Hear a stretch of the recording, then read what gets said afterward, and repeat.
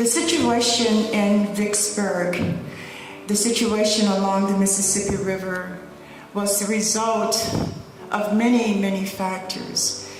The Army, which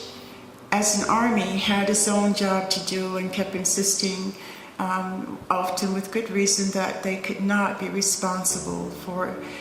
people who had run away.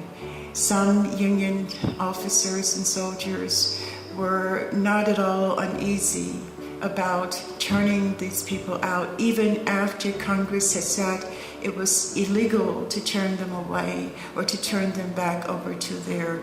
former owners. Some commanders just simply did not have the food or the ability to provide shelter. But the federal policy in general became one of sort of putting these people in camps and leaving them there, putting them in camps. And after 1863, or in 1863, the policy towards enslaved people who had run away and gained freedom within or near Union lines or pickets became to use the camps into which they had fled as really holding grounds or recruitment grounds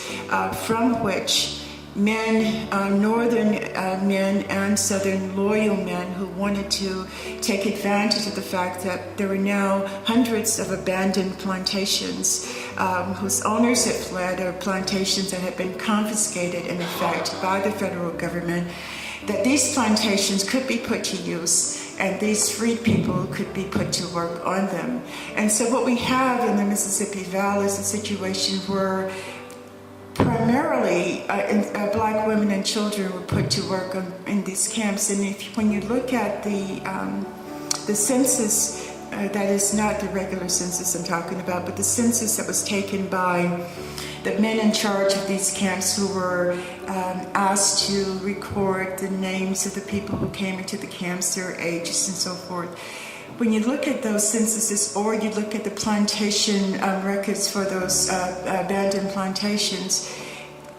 consistently you find the vast majority of the laborers are women and children, sometimes as high as 90%, which makes sense because the men, enslaved men or freed men now, have gone into the Army as soldiers, or they've been impressed by the Confederate Army as laborers, or impressed by the Union Army as laborers, or voluntarily gone to the Union Army as workers. And so the women and children are basically left alone, and they flee alone, and they end up in these camps where they're put to work. And the result for too many is that they're left in situations where they're vulnerable to Confederate raids or attacks, and they die in large numbers. So that is why I began by saying that the decision to flee, even if it was prompted by sound political judgment on the part of the enslaved, does not mean that they found the kind of freedom or refuge that they thought they would find.